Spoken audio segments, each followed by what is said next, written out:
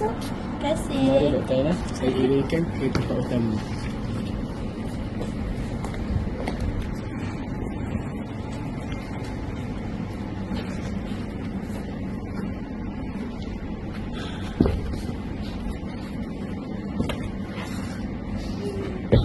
Assalamualaikum dan salam sejahtera.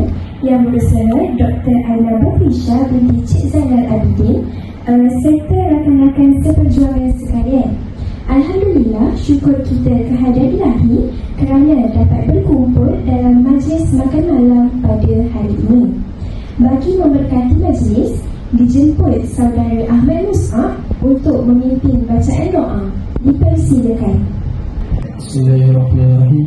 Alhamdulillahirabbil alamin wassalatu wassalamu ala asyrafil anbiya'i wal mursalin wa ala alihi wasahbihi. Allahumma barik lana fi ma razaqtana wa qina adhaban nar. Allahumma inna nas'aluka ridhaka wal jannah wa na'udzu bika min sakhatika nar. Allahumma innaka 'afuwwun karim tuhibbul 'afwa fa'fu 'anna wa 'an walidina wa li jami'il muslimin wal muslimat bi rahmatika ya arhamar rahimin. Alhamdulillahirabbil alamin. Amin amin ya rabbal alamin.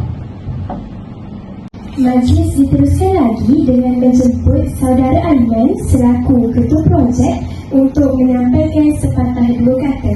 Dipersilakan. Ya.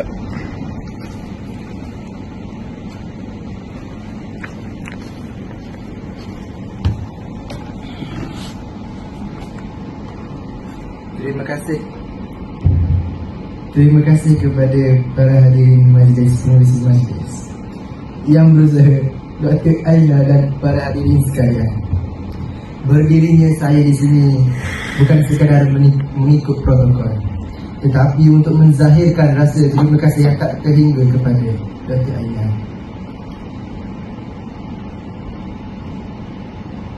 Saya memohon maaf sekiranya terdapat kekurangan dalam majlis ini yang serba ringkas.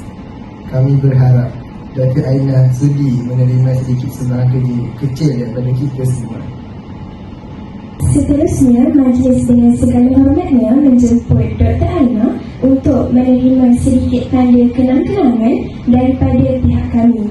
Dipersilakan Saudara Aiman selaku Ketua Projek untuk menyampaikan hadiah. Dipersilakan. Ini adalah sedikit ciri hati dari kami semua. Jangan lihat pada nilainya, tapi lihatlah daripada keikhlasan hati kami semua. Baik, terima kasih. Saya hargai.